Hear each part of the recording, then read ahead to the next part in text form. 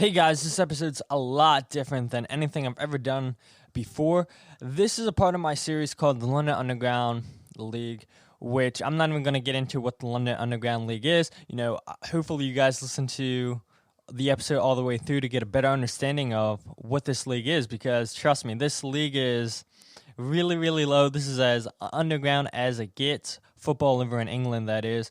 And I had a blast doing this episode about a year ago now, and I had four other managers from teams in the London Underground come on and everything and give their thoughts about their team, the league, and just what they're doing over there in England. And I just had a blast talking to all five of the managers, and I believe there's 12 or 13 teams and everything. And so I figured, if I'm not going to give you guys an episode until 2 weeks, a brand new episode, I might as well do something that I was super proud of doing about a year ago and everything. So hopefully you guys like this episode. It's a lot different. No, it's not Philadelphia Union, but it is something that I created. And you'll hear the voice of Tyler, because Tyler, for some of these episodes, he was a part of this with me as well. So shout out to Tyler. Thank you for your help and everything. But this episode you guys are going to hear first is with Toygar, the manager of Piccadilly FC. I hope you guys enjoy it.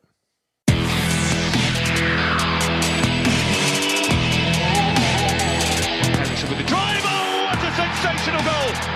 Christian Eriksen, his first goal in 19 Premier League.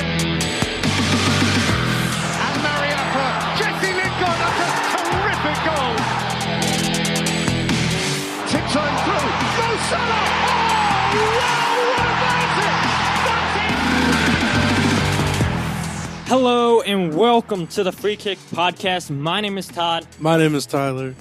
And episode 89, ladies and gentlemen. But this is like no other episode that we've ever done before. We're going across the Atlantic today. Across the pond. Across the pond, if you want to say. And we're going to bring in Toygar, the manager of Piccadilly FC. How are you today, Jem? Hello, Todd. Hello, Tyler. How are you guys? We're great. Good, and you? Yeah, I'm not doing too bad. Thank you for having me on your show. It's an absolute pleasure. No problem. Thank you for coming on, and thanks for reaching out to us. So we've been looking forward to this day ever since you got in contact with us, and the time's finally here. Yeah, it's exciting stuff. It's really nice to see people reaching out from across the Atlantic as well as within the UK and Europe. So it's a great thing. Yeah, exactly. First off, why don't we start with you telling us a little bit about yourself? So I run Piccadilly Football Club, which is a team on the London Underground. For anyone who's been in London and the UK, London Underground has a football league, which actually started off in 1996. Originally, the league started by a man called Andy Anthony, who's no longer with the company. But basically, how the league started was the London Underground had some sports facilities for members of staff that worked for the Underground. And they were taken away and sold off. And as a trade-off, they were asked that a cup was donated and money was offered for pitch hire. And 7 teams took part in this knockout cup competition. And actually, the final of that cup competition was the district line versus Piccadilly, which District Line won 2-1. And after that, Andy Anthony was asked if he could get together a brand new league, which officially started in 1996 with 10 teams involved in that league. And those teams, which I'll announce now, anyone who's been to London may know as lines of the District Line. Right, so those teams were the Piccadilly Line, the District Line, the Metropolitan Line, the Northern Line, the Victoria Line, the Central Line, the Jubilee Line, and also there was a team called Operational Support, and that wasn't a line, like that team name. But it says I love that team name. Yeah, they kind of supported the lines on the network, so they had their own team, and also there was the Hammersmith and Circle Line, so there was 10 teams.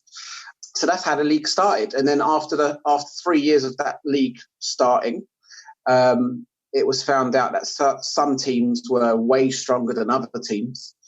And so they decided to divide the division into 2 divisions, strong teams in Division 1 and weaker teams in Division 2. Awesome. So how did you personally get involved with Piccadilly? So basically, I took over the team in season of 2015, 2016. I was actually a player for them beforehand, but I was kind of like a part player. I was kind of like a fringe player. The managers at the time, they had their favourites who they liked. And good old nepotism. What's that? A good old nepotism. That's it.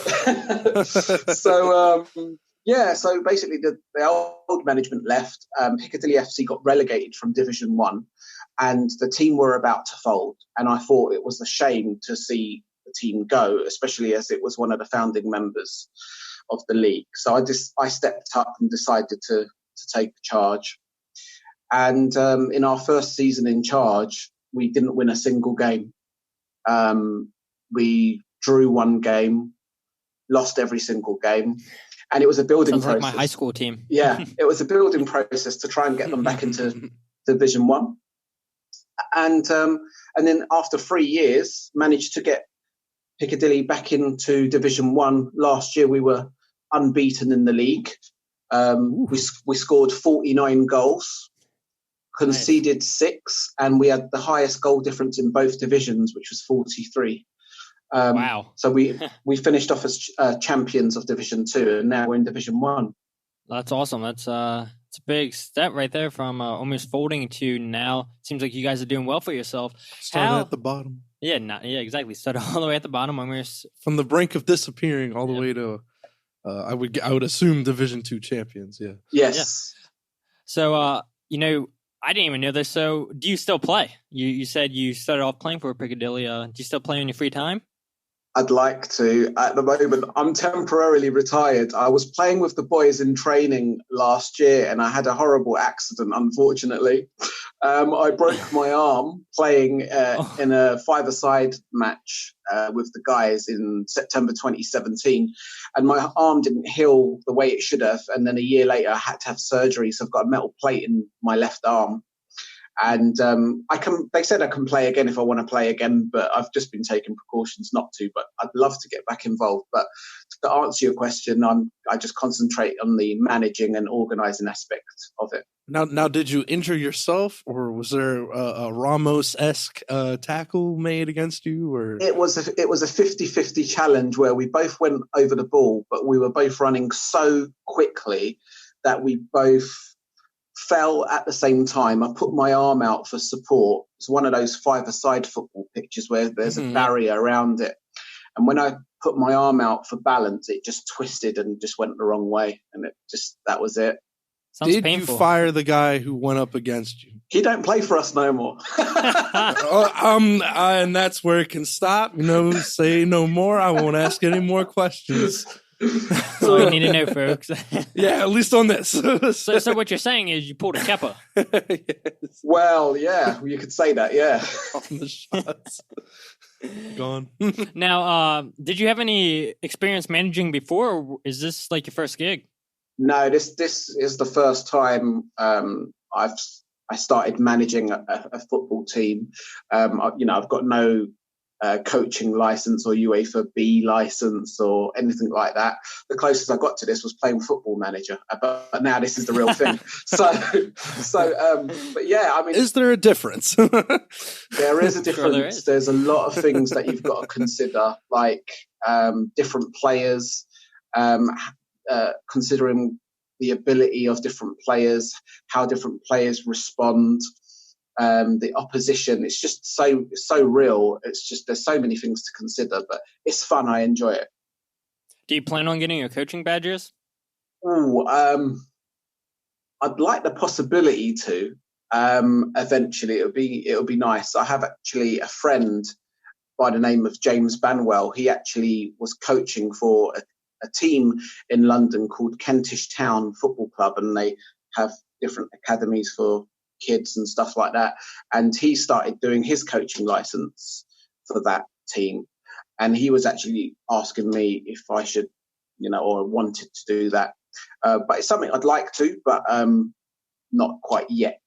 Not yet. Got you. Yeah, you want to get more. You want to be seasoned. More experience. Yeah, exactly. Yeah. So Get some more trophies under your belt. So that's it. I want to win the Division 1 title. That's the aim. That's for sure. Now, how do you go about finding players? Because I believe you guys play on Tuesdays and Thursdays, you said. So obviously, this is going to be a part-time thing for yourself and your players and everything. So they still got work commitments and everything. So how do you go about just getting the involvement from people? Yeah, that's a very good question. And I know that's why you asked it.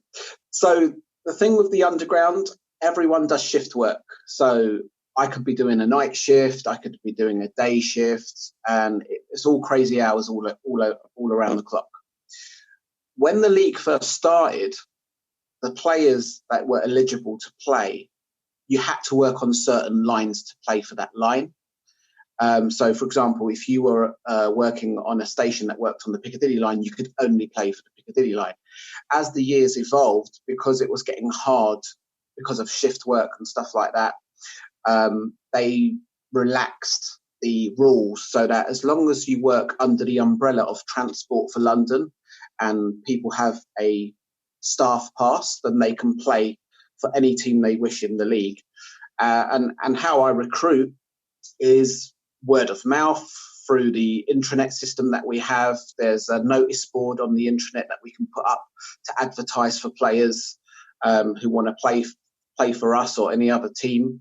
And so it's basically all the players that play in our league have to be an employee of Transport for London or for London Underground. And the matches are Tuesdays and on Thursdays at 4:00. Normally those are the kickoff times. And I try, for the Piccadilly FC, I try to get a big squad. When I first took over, we had about 15 players. And because of the shift work, it was so difficult getting those same players for each fixture. So now I've got a squad of around about 28 players, which I rotate. So that's how I tackle that problem. Well, it seems like you guys have a pretty strong squad to be in. I had a question. Do you guys, I mean, with the shift work, as you were saying, and then, playing, where do you guys find time to train, I guess, for these matches every Tuesday and Thursday? Okay, so here's the thing. When I first took over, I had to do training because I had to see the footballing ability of players. Because when you first start off, people will come to you and say, "I'm a striker," or "I'm an attacking midfielder," and then you'll have a look at them and you go, "Well, actually, I think you're better suited as a defender for this team." So there's a difference between what a player thinks that he what he thinks his abilities are and where he can play to where you think would be most beneficial for the team. But going back to your question about where how often we train, it was more regular when it was beginning, and as the years went along and progressed, it got a lot harder to train every week. At one point, we were training every week. Now we mainly train pre-season before the start of the season, and then if we can, between fixtures, we might fit one or two in before Christmas, because the season starts in September, October. Then we have a break in January, and then the cup games start, and then the season finishes end of April, beginning of May. So I normally fit in friendlies in the summer, in May, June, July, and August, to prepare the team for the coming season. If we can then fit some training schedules in between, one or two, then we will. But it's not like a regular non-league football team where we do training every week, unfortunately, because of our shift work. Now, I didn't want to get to this question yet, but you just brought up non-league.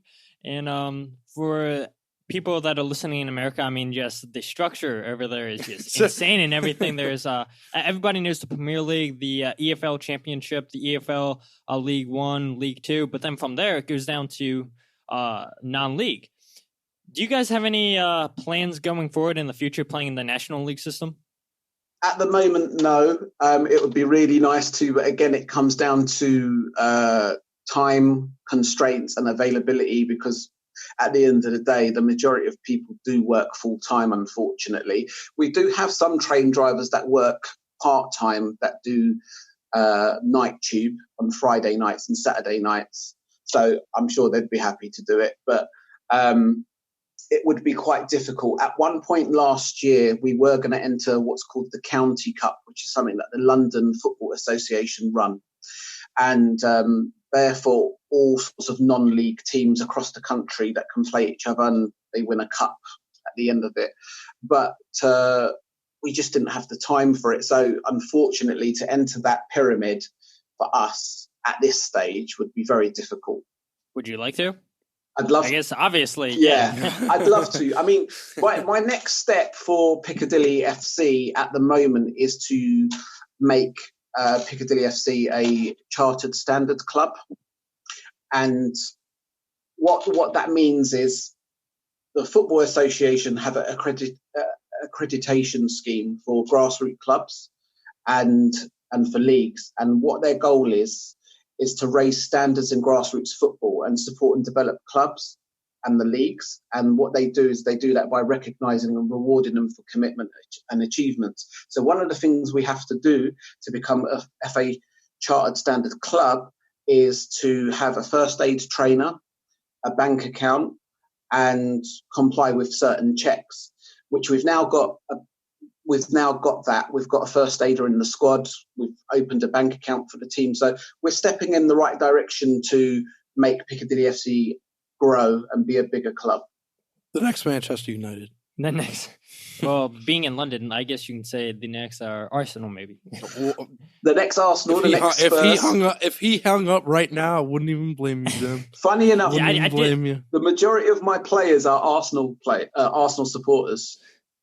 Oof. Ooh, that's pretty tough to manage a whole bunch of Arsenal supporters. I mean, he's got the keys. So I mean, he does. He does. I was saying earlier, that player that injured him, a Kepasari situation. That player that injured him is no longer at the club. So if anybody, I would tell that story to every newcomer. I would. Sure. Like, look, I can make people disappear off this team. Try me.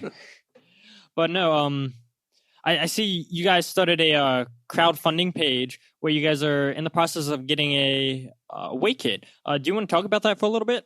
Sure. So we've got a website up called, you can find the website. It's called Just Giving. So you can find it at www.justgiving.com/crowdfunding/Piccadilly FC. And the reason why we're crowdfunding is last year we managed to get a sponsor for the team for the first time in Piccadilly FC's history. Mem and Les Brasserie was so good in helping us fund kits for our current home kit. But a lot of the teams in this league are self-funded. So we had no more money left for the rest of the season for stuff like equipment, footballs and stuff like that. So now we're trying to raise some money to get an away kit for us, because at the moment we've only got a home kit. Sounds crazy, but we hadn't needed an away kit in the second division because our kits didn't clash with anybody. But now we have some teams also wearing white and blue, so we need to fund for an away kit. So that's the reason for that. And every season also we pay an affiliation fee to the London Football Association, which covers us for insurance purposes. And we have lines people, referees, 2 linesmen and a referee for the football matches as well. So it's all like official and stuff, but it does cost money, unfortunately. So that's why we're raising money for the team. Now, speaking of home kits, where do you guys play? Do you play in Westminster? No, unfortunately not. We play in an area called Market Road Football Pitches, which is in North London. Nearest tube station, if anyone wants to have a look at it on a tube map, is Caledonian Road, which is on the Piccadilly line, funny enough. It's actually one stop away from King's Cross, which is a huge station in London. So it's kind of on the verge of on the verge of North London and Central London, in between the two.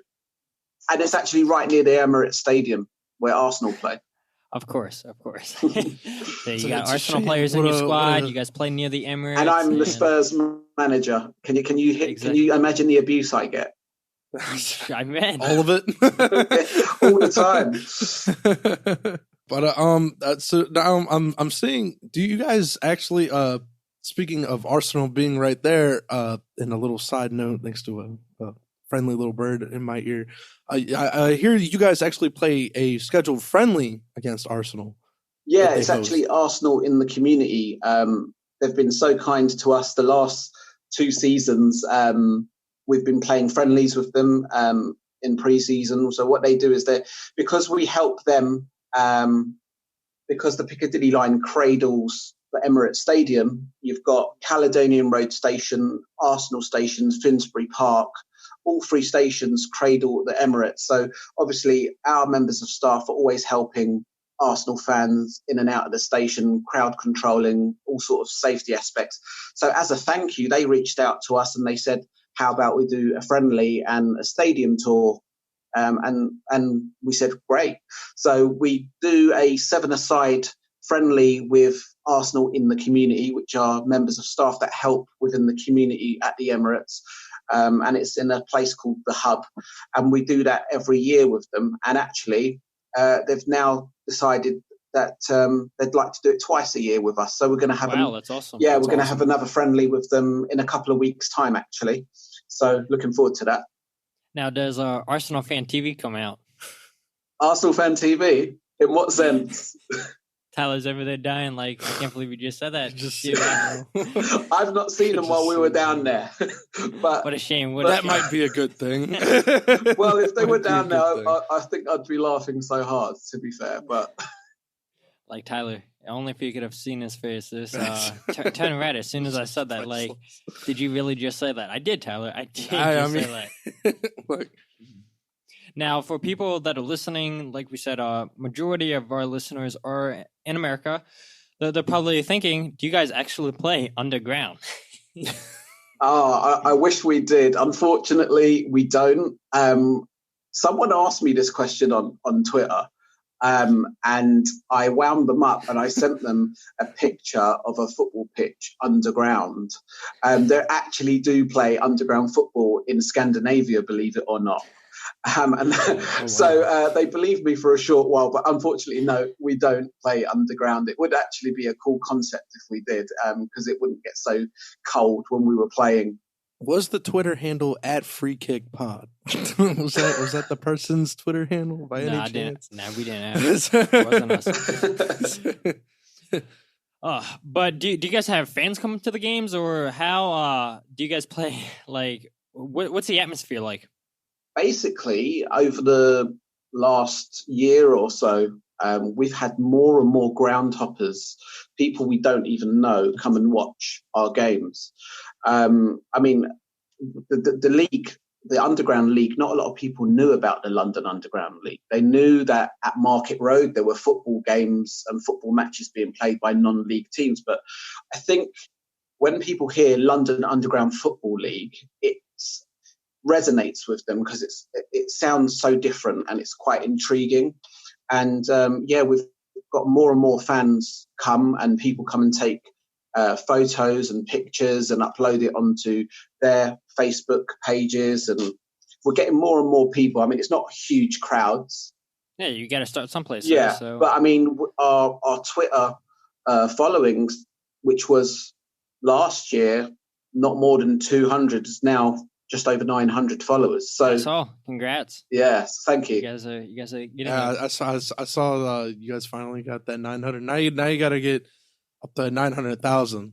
That's obvious. That would be cool. That would be cool to get 1,000 followers. That'd be amazing. But obviously, it would be even better if more and more people know about the league, because as much as I love my own team, I love. You want the league to grow as a whole. Yeah, exactly. And it's just a pleasure sharing the whole concept of the London Underground League with everyone.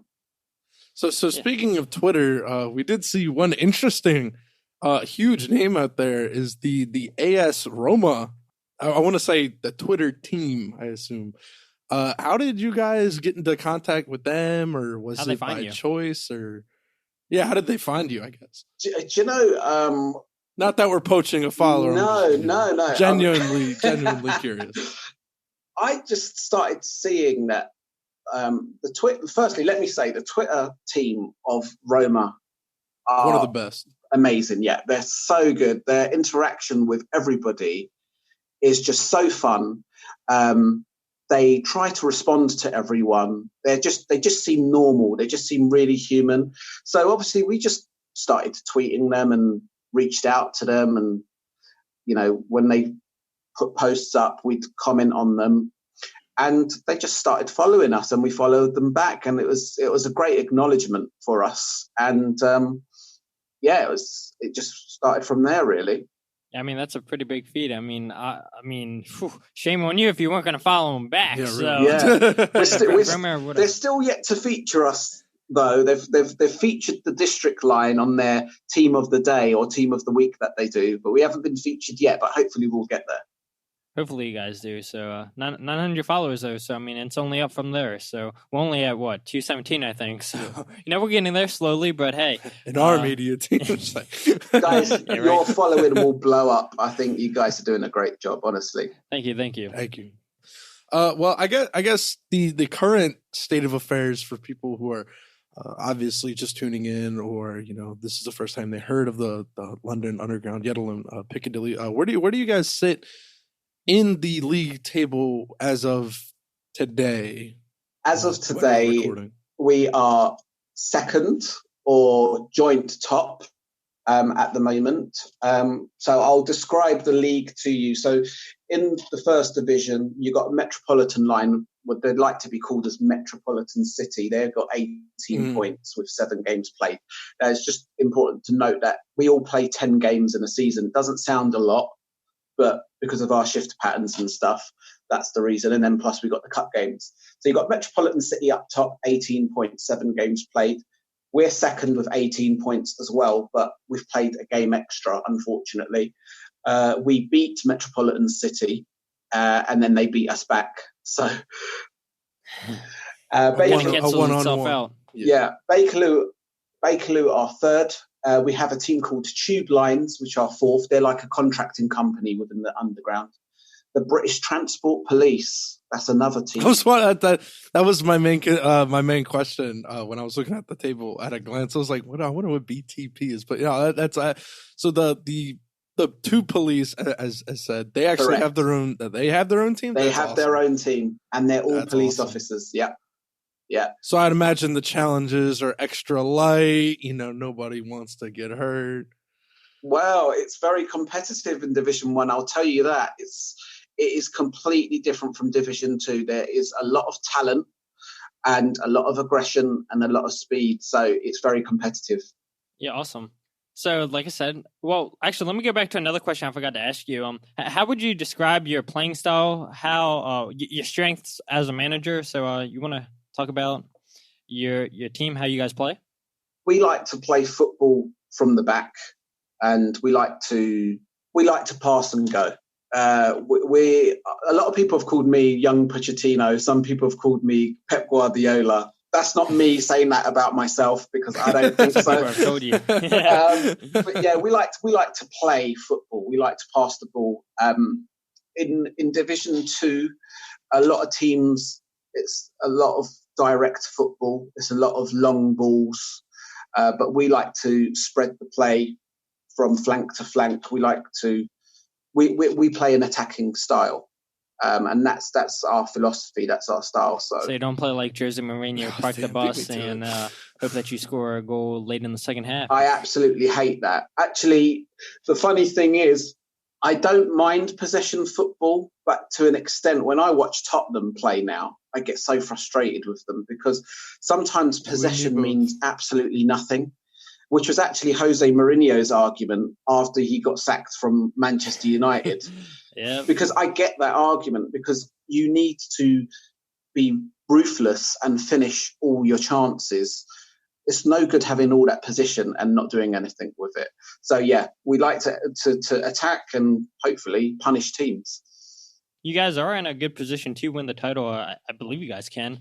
But it all depends on what Metropolitan City do. So hopefully they can drop some points for you guys. That's right. Now, Now, my one question about the table before we move on: what is the London Overground? So the London Overground, they are a team. That's a line on the network, believe it or not. But unfortunately, they got removed from the league. That's why they're at the bottom of Division 1, because there were some complications. So they've actually been ejected from the league, but they will be back in it. There was a little Qatar oil money flowing in, something like that. Yeah, some sort of naughtiness that shouldn't have happened. But yeah, they've been replaced by the Jubilee line and the Elizabeth line next season. They'll be coming in because we've got a brand new line on the network called the Elizabeth line, and they've got their own football team coming in next season. So that would be quite exciting for the league. Now they're starting Division 2, correct? They will start in Division 2. At the moment in Division 2, Hammersmith and Circle and Northern Line are joint top with District third. So 2 of those 3 will get promoted, and then the Jubilee and the Elizabeth line will join Division 2 next season. Awesome. Now, I said earlier I was going to say something stupid, and I'm going to continue with that. Now, I'm going to be honest with you. Like I said earlier, Americans, we don't really know that many non-league teams and everything. I mean, you got Salford City with the class of 92, Manchester United. And then I would say, and Tyler knows exactly what I'm going to say. Go on. Now, the only other non-league team that I know is #United, which I'm sure a lot of people over there probably hate. And I found them on YouTube and everything. And obviously, they play in the National League system, Step 10, whatever, Tier 10. Have you guys had the chance to get involved with any teams in the National League system at all, or? Not in regards to playing a friendly with them. I know about #United, actually. That is quite funny. But we have had the support of Dunstable Town Football Club, who are in non-league. They're actually my local non-league football team. Awesome. I work and live in London, but I live in a little town just outside London called Dunstable, and they have a football team. And they're very, very supportive of the team. Whenever we put out stuff on social media, they're one of the first people to retweet anything that we do. But no, we've not actually had any friendlies with anyone. It would be nice to, but I'm sure they've all got busy schedules, even at non-league level. Yeah. It's one of those tough nuts to crack in football, building relationships with certain people and trying to get those friendlies in. But hopefully we can reach out and get those friendlies in with those sorts of teams as well. Yeah, it'd be an awesome experience for you guys. I mean, just anything to help you guys grow and make you guys a better team and everything. I mean, that's what it's all about. Tyler, anything else you want to talk about before we go on to the break? What I will say, sorry to cut you off, is one of our players did get signed by a non-league team. Wow, that's awesome. That's pretty big for you guys. Yeah, do you mind sharing what team? It was Dunstable FC. They signed one of our players, Hassan Sheikh, and he now plays for Dunstable FC. And he played for them in the FA Cup this year, which is big. Wow! Oh wow, yeah, that is big. That is. So I'm pretty proud of him and all our players that play for us. It just goes to show that we do play at a very good level. Thanks again, Chem, for being here. Good luck to you and Piccadilly going forward. We look forward to having you on in the future. And if you want to go ahead and remind everybody where they can find you on social media, where your justgiving.com link and everything. So, floor is all yours.